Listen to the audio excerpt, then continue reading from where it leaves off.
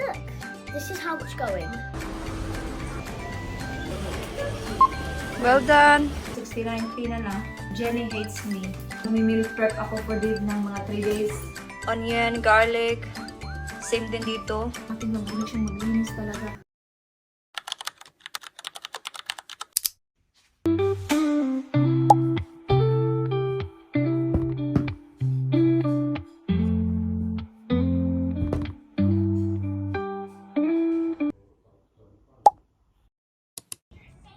My mum's having a wash, so I'm making Harry Potter Lego.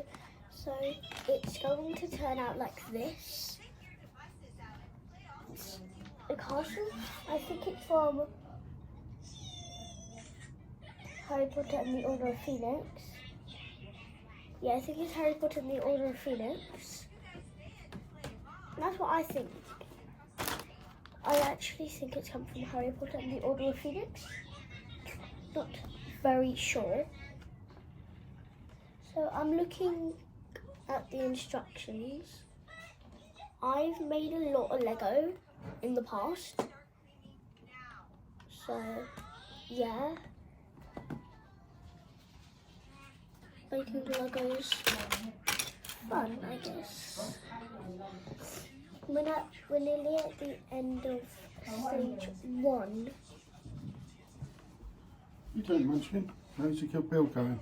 Yeah, it's going good. Yeah? Look, Oh, cool. I think it's from Harry Potter and the Order of Phoenix. Oh, well, you would know better than me. Yeah, because you haven't watched Harry Potter. No, I haven't.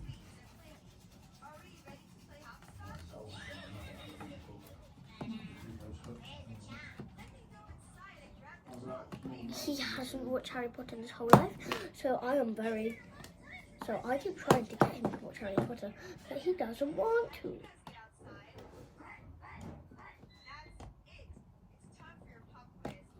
So I'm still trying to get him to watch it. Next time, I have Harry Potter DVDs, so I'm gonna try get him to watch one of them. Because he needs to watch Harry Potter. Oh, this is amazing. So, this is how it's going. I've all Harry Potter Legos that is kind of fun.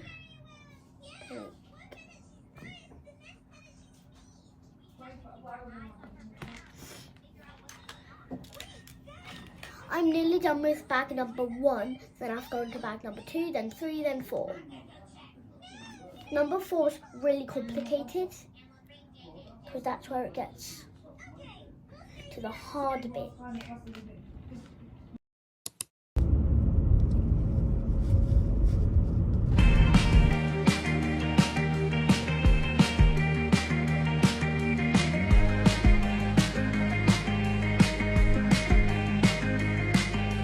Remember when I got the box of hearts? Yeah, and you dropped it. Yeah. Yeah, and they all fell out. And then we thought, we didn't know what was in the box to start with, did we? No? Until we dropped it. Yeah, until we dropped it and they all fell out on the pavement. Yeah. See if we can find somewhere to park. Is that one there? Yeah, there's a space there. It's a bit tight. Yeah, it's really busy here today.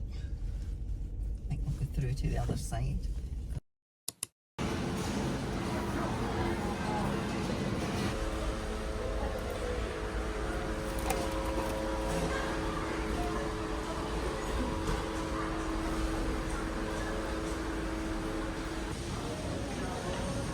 Above 6 to 7.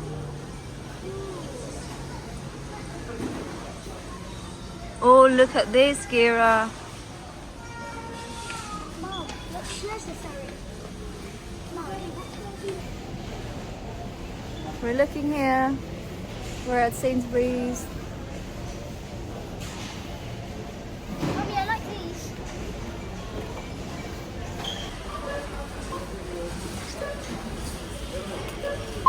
Well done.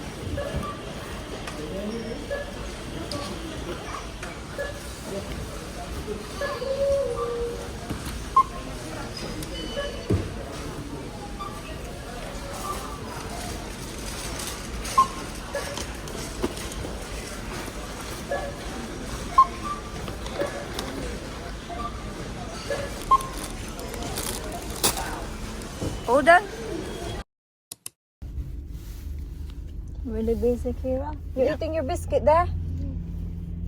Crikey. It's home time and put all the shopping away. That's all clear.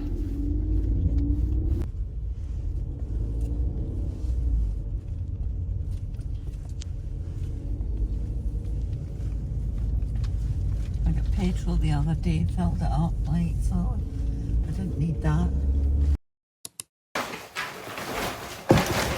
Nakauwi na kami. Hindi na ako nag-vlog kasi grabe ang busy talaga ng Sainsbury's today. Like, ang mga trolley. Pag ganun-ganun na yung mga trolley, oh. Tapos yung traffic sa labas, grabe ang taas ng mga sasakyan. Like, super busy. So, ito yung mga nabili ko. So, yung nabayaran ko is 45 pounds. So, kulang pa itong mga nag-grocery ko. Siguro pupunta ako mamaya sa Morrison. Kasi kulang pa to. Normally, pag nag-grocery shopping kami or ako, is yung binabayaran ko 80 pounds or 90. Ganun. Pero hindi pa yung lahat. So, i-put away muna natin ito para makapagkape ako. Si Kira nasa kwarto niya, naglaro ng Lego. So, ito nakita ko, 69p na lang. Kumuha ako ng dalawa. Pwede itong dali ni Dave bukas sa work. And then, kumuha na din ako ng dalawang pang ano ni Dave sa kanyang oats kasi 125 na lang siya. And then, ito yung panlaba kasi ubos na.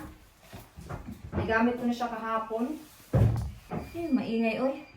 Yung lutuan na naman yung maingay. Sugar, sweet potato, grapes, beans, and then strawberry and banana smoothie.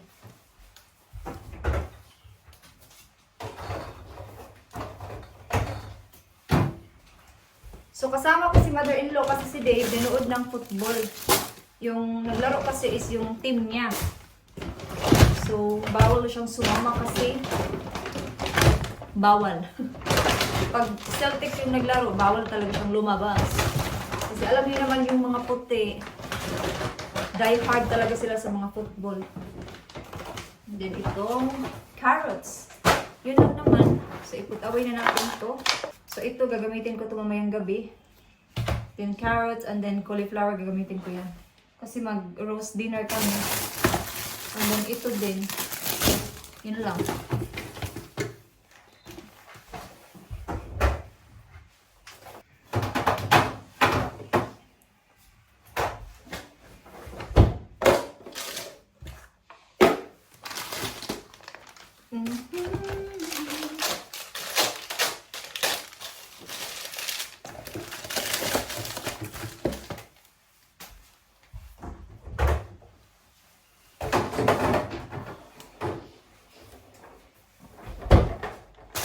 Tatlo na lang yung natira kasi kanina nagluto si Dave ng mga 6 ata. Kasi dali niya sa work ba? Ulan. Maulan na naman. Bukas din maulan. Meron pa naman akong driving lesson bukas. 10:30 yung aking driving till 12:30.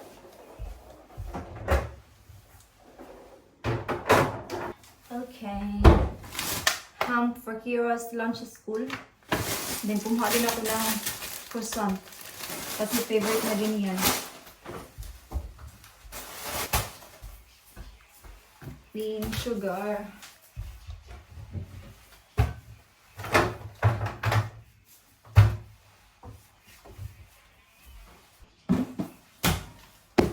After ng aking driving lesson bukas, may work din ako sa tanghali. Doon sa aking card shop. Yung aking manager kasi, holiday siya ng 1 week. Tapos, ako, from Monday to Friday, nilagay niya ako sa tanghali. Alam niya talaga hindi ako happy. Pero, yun nga, nilagay niya ako sa tanghali kasi, alam niya, pag mag-close yung shop, malinis. Kaya, sabi niya kahapon, dun sa isa kong ka-work, kasi may pasok din ako kahapon. Sabi niya dun sa aking isang ka-work na, Jenny hates me. Sabi, natawa na lang ako. Sabi niya, kasi nilagay ko si Jenny sa tanghali. From Monday to Friday. I mean, hindi ko gusto yung tanghali from Monday to Friday. I mean, okay lang once in a while, like twice a week or once a week kasi gano'n naman talaga yung schedule namin. Pero nilagay niya talaga ako from Monday to Friday. Kasi alam niya, pag ako yung mag-work sa tanghali till closing time, malinis yung shop the next morning. Kaya, iyon ang nangyayari. Anyway, wala tayong magawa. Tapos na yung rotas. Mag-work na lang tayo, no?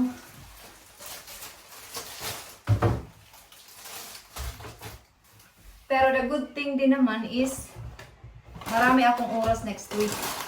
Yun nga, kasi alam niya na nag-work talaga ako. Kaya pag wala siya, binibigay sa akin yung mga oras ba na feeling niya, kailangan niya. You know what I mean? Pag alam niyang wala siya sa work ng the whole week, yung nilalagay niya talaga sa rotas is yung pang mapagkatiwalaan niya ba? Which is ako at saka yung isa. Kaya ganun. Pero okay lang din kasi yung hours ko is more. Anyway, dami ko na sasabi. Sinare ko lang, ang dami-dami na. Yun lang naman. So, ang dami ko nang sinasabi. Basta yun lang. Ang dami ko ng bag na ganito. Pag nagsisend ako ng bag sa Pilipinas, sinasali ko yung mga ganito kasi ang dami namin ganito. Then every time na pumupunta kami sa shop, bumibili kami kasi nakakalimutan namin yung bag. Ngayon dumami na tuloy. Kaya bigay ko ito sa amin pag nagpadala ulit ako ng BBC. So by the way, kinat ko yung tawag nito. Sprouts, ba tawag nito? Yeah. Kinat ko lang siya ng half. Tapos hugasan natin, lagyan natin siya ng salt and pepper. Tapos i-air fry. Kasi magmi-meal prep ako for Dave ng mga 3 days. Sabi niya siya yung gagawa. Pero sabi ko, wala naman akong gagawin kasi si Kira nasa kwarto. So ako na lang yung gagawa. And then i-cut natin siya. And then meron din ditong carrots. And then itong sugar snaps. I-air fry natin siya lahat. Tapos yung manok kanina, tapos na din nagluto siya kanina ng manok. Kaya nagluto din siya kanina ng itlog ba kasi parang sa work niya. Ubusin natin to kasi this is good for 3 days. Or maybe 4 days na to eh. Lagyan din natin ng sweet potato. Ito na siya. Hugasan natin.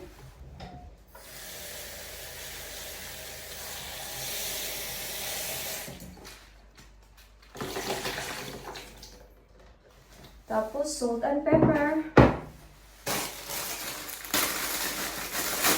Pakita ko siya sa inyo mamaya pag tapos na. Ito siya oh.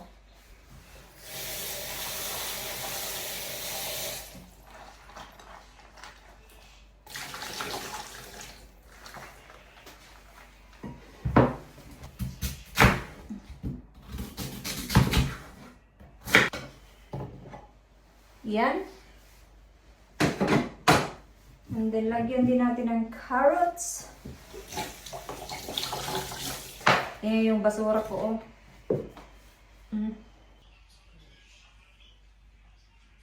Yan na siya, oh. Salt and pepper, onion, garlic. Same din dito. And then, i-air fry lang natin siya ng mga maybe 20 minutes. I-check lang natin siya every now and then. Let's put it on. Nilagyan ko lang siya ng oil konti. Mga maybe 180. See you!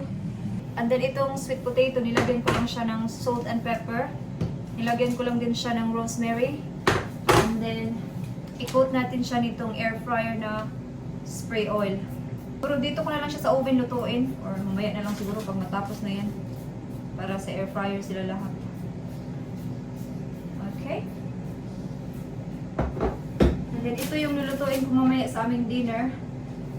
Ito yung cauliflower at saka carrots. Lagyan natin yan mamaya ng cheese. Pakita ko lang sa inyo mamaya pag nagluto na ako.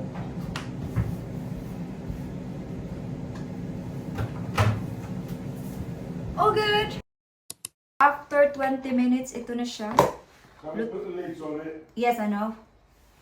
Hindi pa nga ako natawag, sasalita na si Dave.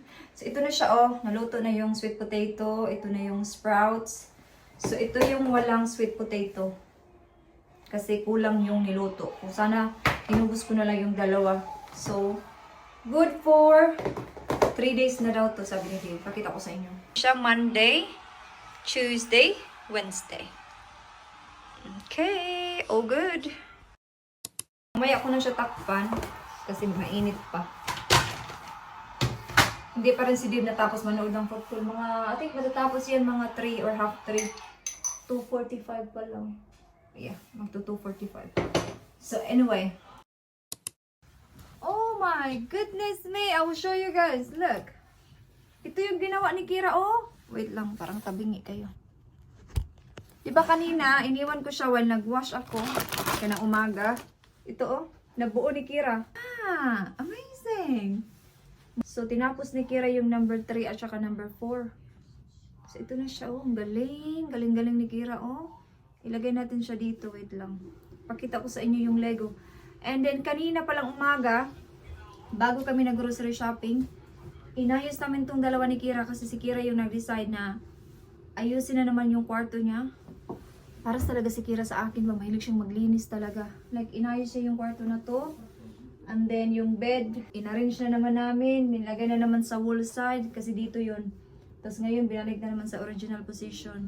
Tapos yung mga Lego niya dito na naman sa gilid. Ipakita ko sa inyo. So, ito yung Lego niya dito.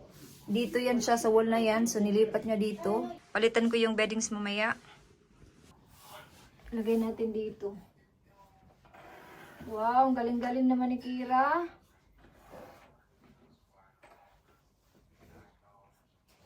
Okay. Yan yung mga Lego niya, oh. Ang dami. Mga collection niya.